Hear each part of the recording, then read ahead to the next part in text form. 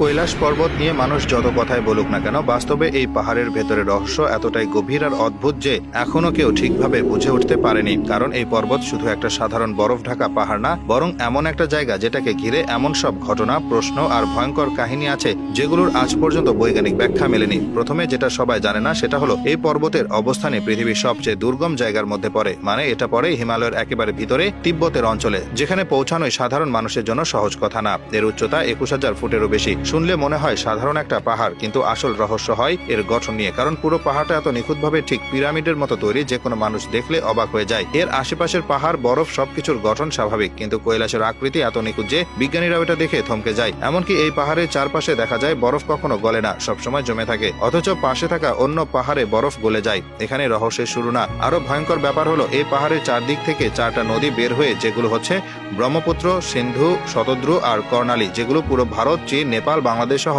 এশিয়ার বড় বড় অংশে বয়ে যায়। এই নদীগুলোর উৎস নিয়ে এতদিন গবেষণা করা হলেও এখনো পর্যন্ত কেউ পরিষ্কারভাবে বলতে পারেনি এগুলোর পানি ঠিক কোন জায়গা থেকে বের হয় বা কিভাবে সব নদীর উৎপত্তি একই জায়গা থেকে হলো। এরপর আসে সবচেয়ে ভয়ঙ্কর আর আলোচিত রহস্য, সেটা হলো কৈলাসের শিখরে আজ পর্যন্ত কেউ উঠতে পারেনি। বহু অভিযাত্রী পর্বতারোহীর চেষ্টা করেছে, কিন্তু শেষ পর্যন্ত সফল হতে পারেনি।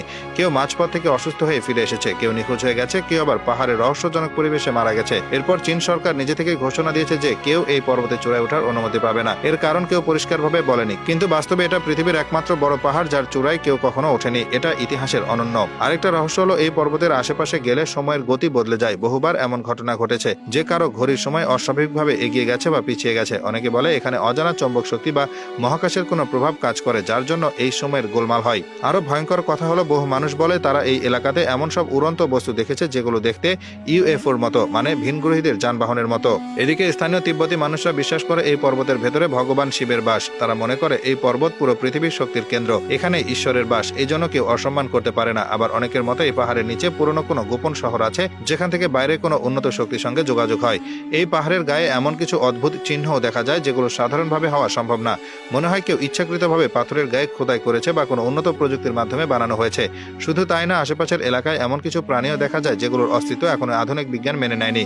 বিশেষ করে ইয়েতি বা স্নোম্যানের কথা শোনা যায়, যাদের দেখা গেলে সাধারণ মানুষ বাঁচে না।